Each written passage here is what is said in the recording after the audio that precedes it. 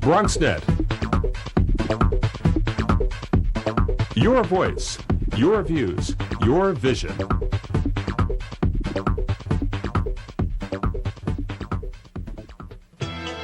The views and opinions expressed on this program are those of the participants and do not reflect the views of BronxNet or the program underwriters.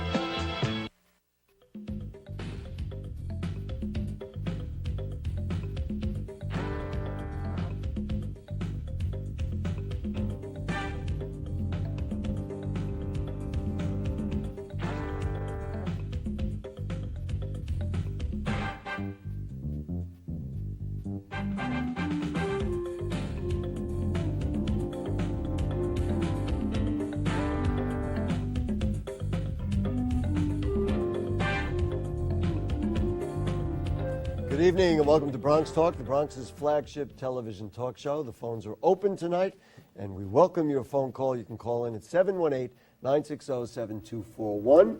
You can also email comments to us at bronxtalk@hotmail.com and we'll read those on the air during a future program.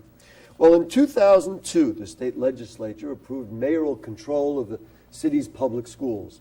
On June 30th, in just 1 week, that law is scheduled to expire. While we understand there are political realities in the state legislature, we wanted to have a forum on the issue itself. So, should mayoral control of the schools be renewed? Should it be amended? Or is there a better way to manage New York's public schools? Supporting mayoral control from an organization called Learn New York is Joyce Johnson. Good evening. Thank you for joining us. Thank you. And with a different point of view from Campaign for Better Schools is Vincent Voicness. Good evening, and thank you for joining us. Thank you for having me. Ms. Johnson, let's start with you. Let's just lay the issue out there, and we'll let viewers weigh in, and we can kind of have a little forum going. Why do you support mayoral control of the schools? Well, a couple of things. As a history, while I'm not going to give my age away, I spent 5 years with the Board of Education, executive assistant to schools, Chancellor Rudy Crew, back in the day, 95 to 2000.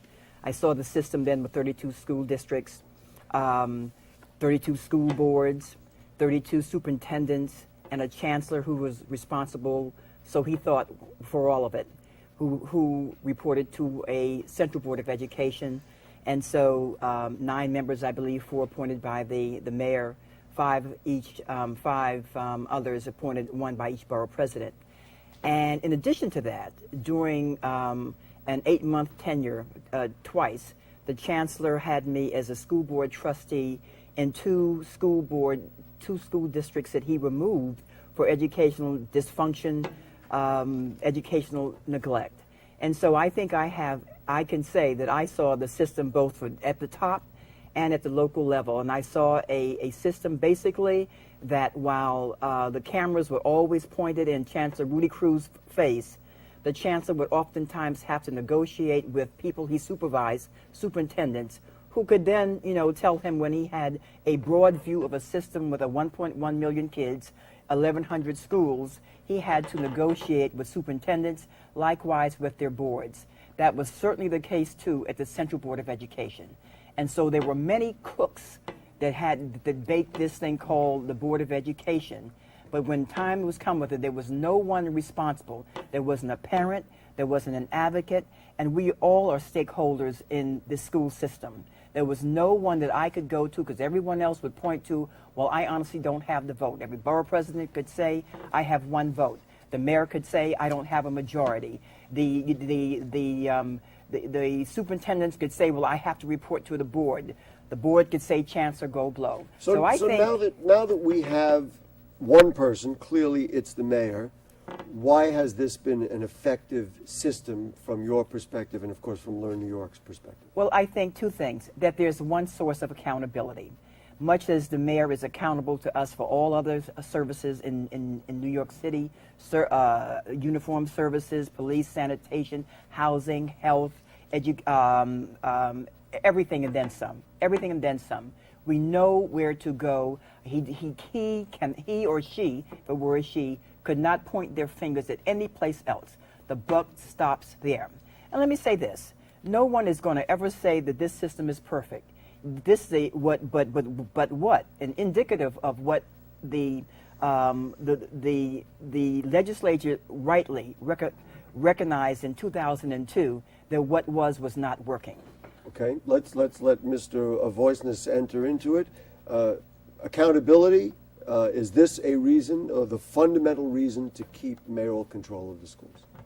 Okay, well, let me say what I'm for rather than what I'm against. Fair enough. I'm for a school governance which is truly accountable, which is transparent, which is democratic. Now, if the mayor wants to be in control of the schools, fine. I don't really have a basic problem with having the mayor in control, nor do many of the people who oppose the current policies of this administration anyway, but truly accountable. Right now, that is not the case. The mayor, I've been saying all along that mayoral control is out of control. It needs oversight. It needs transparency. It needs to be accountable truly to the people. Democratic. Based on what Ms. Johnson is saying, what about what you see is not accountability, or is the mayor not being accountable for? Oh, okay. Well, there's many things. I mean, the problem with mayoral control under Mayor Bloomberg and Chancellor Klein is basically you have a system where decisions are made without input or consultation from the parents or from any part of the community. He says, I am the mayor, I make decisions, the law gives me that right, and I don't have to answer to anyone. We have a system which he has created, a regime really, which has been dominated with an insane obsession with high-stakes standardized testing and the data that's derived from it. And while I have no problem with standardized testing per se, I have a problem with the way it's being used. He has systematically closed school after school without consulting the parents, the community education councils. He has a bloated... I should interject for information's sake. One of them is a school that you teach at. I didn't mention that at the beginning, but you are a teacher at MS 399 here at the Bronx. That is correct. I am. Okay. Yeah. So, systematic closing of the schools, of which I am a member of a school like that. I am also the UFT chapter leader at that school. Right. A bloated bureaucracy, which there is no oversight, and it's not saving the taxpayer money, it's really costing them money. And finally, the relationship with nonprofit organizations, which I think is very questionable.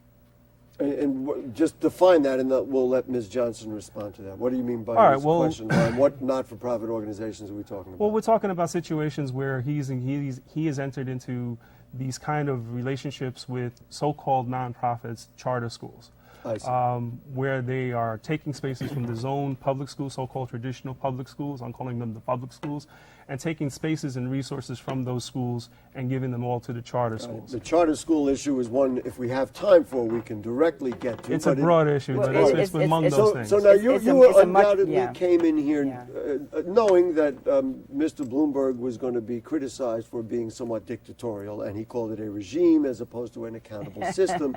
Your reaction to that? My reaction to this, and this is what, throw the baby out with the bathwater. If you don't like Mayor Bloomberg for education and a host of reasons, of things that he's accountable for, we the taxpayers and the public, then you vote him out. And the next mayor, because in 6 months, this mayor may not be mayor. And the governance package now, the accountability package, which we want the legislature to adopt, will outlive this mayor and all other mayors, at least for the next 6 years. And let me respond to that, because, this is sort of a post, because the Assembly, in my mind, under Speaker Silver and Education Chair Kathy Nolan, they have passed a bill that I think that strengthens some of the things that my colleague here is talking about. Because we at Learn New York, too, agree that there should be greater transparency. And there is. We want to be sure that the numbers, the performance numbers are steady and sure, that they are real. We want to make sure that the budget is real and that there's transparency there. So under the bill that was passed by the Assembly, there's greater transparency. The independent budget office going to... Let me ask you something about this accountability thing, which is obviously what the mayor and his supporters have put out.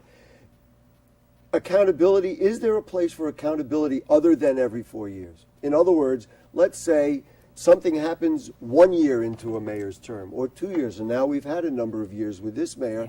I realize that you say in 6 months, but let's say in the next mayor, whether it be Mayor Bloomberg or Mayor Thompson or whomever, people have a real issue with some of the governance issues in the public school with that mayor. There's nothing they can do for 3 years. Let me push according back. to the framework that you just described. Let me push back. Then the same things would apply to any other resident of New York City and citizen who has an issue with housing, with the police, so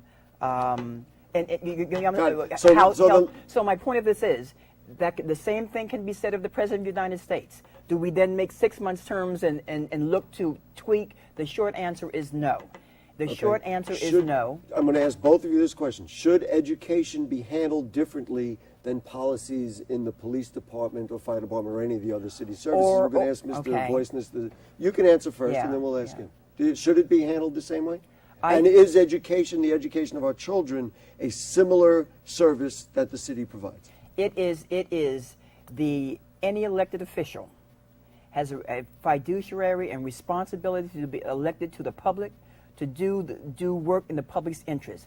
Education, to me, is the finest cause. There is nothing more fundamental than education. You're saying it should be handled the same way? It should be handled. It should be accountable to one person. The President of the United States thinks that in terms of mayoral control of schools. His education secretary says what has worked for what has been for all these years throughout the country. Mr. Voiceness, should education be handled differently than, let's say, the fire department, the police department, and if so, why? Well, traditionally it hasn't been, and I don't believe that it should be.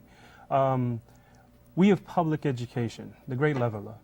That levels the playing field for kids that don't have, poor and working kids, working class kids. I advocate for a system that is truly public. That is public, by the people, for the people. It's not the same as any kind of private entity, or it's not the same even as you say, the fire department or the police department. Traditionally, parents have always been involved. They have a stake in it. That's been eliminated under this mayor, under mayoral control. And I understand the point you make about, doesn't have to be that way under mayoral control, specifically the way the current mayor is running it. I understand that. But he's taken it to such an extreme that you have people that I believe Andrew Wolf in an article in the Daily News not too long ago, an op-ed piece, said he's kind of pointed out the real dangers of mayoral control, the real problem with mayoral control, that is too much power resting in one hand. And 4 years is way too long because the decisions that he's making are really, really institutionalizing, changing the system, really taking apart the system. My school that I work at is a perfect example of the arbitrary and capricious nature in which this mayor and this Summarize chancellor it quickly, rule. and then we're going to go to the phones. Go ahead. I want to counter that. Just not counter, but well, let him finish. What happened in your school? Okay, our school is being phased out over 2 years despite progress that has been made. We have been rated proficient by the DOE's own consultants. Our test scores this year went up 20% in ELA, English Language Arts, and 15% in math. And the predictive data had shown that it was going up. 1 year, 2007, 2008, our ELA scores dipped, despite the fact we have a very high English language learning population. But our math scores also went up. School was rated proficient. If you've been at the school as long as I've been there, you would see that this school has made enormous progress. All of this was just swept to the side. No one cared. Why do you think they're closing your school? And then we'll let her respond, and then we'll go to the phones. I can't speak on their motives. I used to think it was just incompetence, but after hearing Chancellor Klein speak at the City Council, I think they have plans to redo public education, really destroy public education. Okay, Two things. The primary responsibility of public education is to produce children who are ready and prepared for their life's work. And so the argument about what was before, failing schools, failing children, graduation rates low, some unprepared teachers, budgets that were all over everywhere. Our job is to make sure that when that child, after 12 years of school in public school, they are ready for those. And the mayor, you cannot argue with the progress that has been made. So the bottom line, I have to tell you. Well, I certainly do. It is what it is what it is, and until we can prove otherwise, when you say argue with success, you can never argue with success. You can never argue with graduation rates. We've done a number of shows. We've done a number of shows on evaluation of school children's performance, And that is a very vague area. We've done a number of shows on testing. So if the standard that shows that testings and testing scores have improved, but people question whether that's a fair and a proper measure, then that's how they would question. Now, I'm not judging it at this moment, saying yes or no, and that would be another whole show for us. Well, but I'm just posing that as a response to the question that success can't be questioned. It can be if the evaluation systems are themselves questioned. And to that point, because what I once again said, that the Speaker's bill strengthened those things to say that there will now be the transparency and fiscal accountability greater with an independent budget office. They did. That is one of the things the Assembly bill. Let's go to Bob from Riverdale. How did I know Bob was going to call tonight? He always calls about education. Good evening, Gary. How are you? Hi, How Bob. are you? I know you have not been in favor of mayoral I just want to comment on the last, what you just said. There is no accountability, and there hasn't been for 5 years. And it is what it is right now. Why do you say that Ms. Johnson has argued very vociferously that there is accountability? We were promised that 5 years ago when the mayor came in. Well, so what's not accountable is what I'm asking you. Well, Gary, as a parent leader, we had a district superintendent who was answerable to parents and a school board. Now you have no district superintendents. They're in name only, and they have no power. The CECs that replace school boards are useless. I was the president of District 10's President's Council and a member of the Chancellor's Parent Advisory Council. After 3 months, the Chancellor blew off all parents and said, I don't need you anymore. All right? The Deputy Superintendent of District 10 used to say, when he was questioned, let's ask Mr. Press, he probably knows the answer because he's Bob, hang on one second. I did. Bob, I dare you, Gary. Bob, wait, hang on. Right I won't lose the call. As I was. Bob, hang on one second. This whole notion of parent involvement and parental input is a central question. Bob has raised it. And if parents wanted to have input and there was some body that had input, and as he says, the mayor dispenses with it. I could, and Learn New York would and could not ever disagree with the rights of parents. As Rudy Cruz, Executive Assistant, Director in the Office of Business and Community Relations, I believe the parents are our best stakeholders, and the new bill, once again passed by the Assembly, says that the mayor will keep control of the panel. Now, 2 of his appointees must be parents. Yes, but they're appointed at will, so therefore if there's a vote coming up that he doesn't like, he can simply switch the parents. I mean, let's be fair about that. This mayor in particular would do that. The point of this is when you can't talk both ways. You cry about there's no parent involvement. There is 2 of 13 members will be parents. Also, I believe your state Senator Jeff Klein has a very interesting proposal that the community education panels be quasi school boards and where parent, to beat them up. Is that a solution that you support? What the whole idea that Senator Klein is proposing these parent community councils? I'm not familiar with Senator Klein's proposal. Let's let him answer. But in terms of the way input is now, using my school as an example, they made the decision in December. On January 5th, representatives of the DOE's Office of Portfolio Development came to my school, meeting with the parents not only of my school, but of the feeder elementary schools that feed kids into our middle school. Okay. It was told they were there for input. It was never the case. What they did instead was that they simply informed. Now, that's how they perceive consultation. In fact, I was at the recent hearings on school governance at the City Council, Councilman Jackson. Chancellor Klein was there along with Deputy Mayor Walcott. And they got into a thing between Councilman Jackson and Chancellor Klein over the meaning of the word consultation. And Chancellor Klein's attitude was, well, this is how we live. If you don't like it, that's why we have courts for. In other words, sue us. You don't like us, sue us, is what. Bob, we cut you off, and I want to let you finish. We have another call. I just want to add one more thing. Sure. PS20 is a failing school, and parents abandoned it. What happened, neighboring school, PS8, which was overcrowded, was rezoned to force parents to register their children in PS20. They set up a gifted and talented program in a failing school, PS 54, which had to be disbanded. Okay, Now, we'll Tweed's get to setting the up point. another It's going to gifted be and hard to talented follow program that. in another failing school, PS 7, that parents are abandoning. Why are we have, and we've had 3 reorganizations, and you'll probably have another one after the mayor is probably reelected. So, why? The well, mayor should not be in complete control. He's a dictator. Thank you, Gary. All right, there we go. Let's go back to this assembly proposal, and I basically said, well, you know, that the mayor is going to be able to appoint 6 members, 2 of which will be parents, but really it's only at will, so then if he doesn't like the way they're going to vote or what they voted, they'll be removed. I mean, that's... Well, I don't know. I do not know that, but a couple of things. If you have, you know, we all expect and want that folks that we appoint do work in the good public's interest. And if they don't, I think the mayor does have a right to, if someone goes off the ranch, is persuaded otherwise, to do something. And the case in point was, this was something close to Chancellor Rudy Cruz's a vision and policy about, social promotion.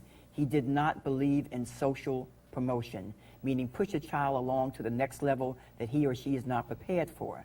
I believe that the big thing about the mayor removing several years ago, back in 2004, board members that he had appointed, was these board members were very much in support of wanting to retain social promotion. That is absolutely every good educator, and I can't speak, I'm not in education, but I remember many conversations with Chancellor Crew. That is doing children a disservice to pushing them along. Got it. The Yeah. graduation rates, let me address just, sure, the graduation rates just today came out and said they were up nearly 4%. Certainly, it seems to me, and that it takes into account the students have gone to summer school, seems to me this would be, if you're looking for a measure, this would be a good measure to say, you know what, this system is working because graduation rates really are the bottom line. Well, yeah, I guess you could say that's really good news that there are more graduates. However, are they better prepared? They've staked a lot on those graduates going to college, and Chancellor Klein made a big point at the hearing I referred to earlier, as there are more students coming from the high schools going to college as ever before also. However, what he failed to mention is that a lot of them are going to the community college and taking remediation courses. Things, basic skills that they should have learned in high school. He didn't mention anything about credit recovery, which is kind of like a free pass to a lot of students, and it really cheapens the quality of that diploma. And as far as the holdback thing is concerned, the disagreement, as I understand, those members had with the social promotional policy was not that they were against it. They said, well, what do you do with them if you're going to hold them back? Now, I work on the front line. And I can tell you, we have overage kids in that middle school. Now, we don't socially promote, and we follow the chancellor's rules. We have no choice. But what do you do with them then? What do you do with kids that are much older than the 6th graders that are coming in? And those were the issues. How do you deal with that population? The issue wasn't fundamentally this idea that you're passing people, but that it may be a more complex issue. Of course it's complex, than exactly. Your response to that maybe social promotion is a good idea, but it may be more complex than... Social promotion... Social promotion is not a good idea. No, exactly. It is not a good idea. Stopping social promotion is a good idea, but it's a more complex issue, like many of the issues that parents raise. They are all very complex issues, and so the way to get out of it, because it was gotten out of it before, push them along to a point where they are now out of the system. And you talk about unprepared. What do you mean out of the system? Out of the system. I mean, you know, they either drop out at 16 because if you're in you know the 10th grade and you cannot read on 3rd grade level, you're only frustrated, and so the dropout rates are higher. Or if somehow, and I can't imagine how, would manage to graduate, they are functionally illiterate and not prepared. And this was something that has been going on forever, that predates this mayor and all of that. If the remediation numbers are higher, which they are in the CUNY schools, are we graduating students who may do well on tests and have been prepared to take tests and study for tests, but not prepared to do college work? That is that a balance that this system is not striking? Look, I do not know, and that's something that I do not know, and neither does he. If we talk about another study, that has not been proven. But the general point of mayoral control is that somebody is responsible and answerable to all of these things. Every question that you've raised has been raised 10 years ago and 20 years ago, and we would sit around the room, those higher ups, the leaders, the so-called responsibility agents would sit around and talk about it, but there was not one person who would take responsibility for a system that failed, and that is the bottom line. Mr. Voiceness, you obviously are not pleased with this system. Is there a compromise position? Do you like what you heard out of the Assembly and the Assembly's bill? We're almost out of time, so we don't have time to run through it all. Is there a compromise position, or would you rather go back to the old one? I wouldn't necessarily go back to the old one, but I think a number of positions have been put forward. The Parents Commission, Commissioner Advocate Gottbaum, even the UFT's official position is for a modified mayoral control. But here's where the Educational Policy Panel is a real panel which has decisions and which the mayor would have reduced representation on that and would have to fight for his positions. Let's, Ms. Johnson, give us a website for your organization for people who want to learn more and also have input. Learn, LEIRN -NewYork.org. Okay. And for you, sir, if people want to contact you, they can get to you through MS 399, or Jane, you have an address up there? Okay, that's Learn New York, and then your organization? This is a Campaign for Better Schools. I think she has it up there. Good. Please don't AQENY.org is what we've got.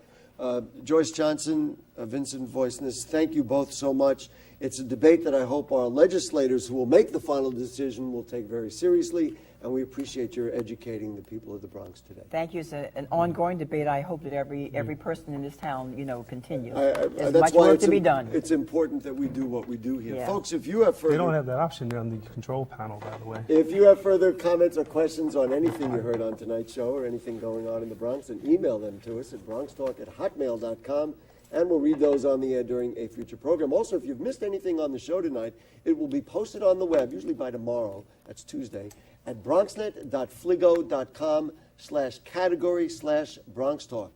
Now, a show you will not want to miss on the 29th of June, next Monday night, we'll be hosting a live one-hour debate between the four candidates running for New York City Controller, Weprin, Liu, Katz, and Yaski. Sounds like a law firm. Debate for City Controller with an emphasis on Bronx issues on June 29th here on Bronx Talk. So we'll see you then, and every Monday night at 9 on BronxNet's Channel 67.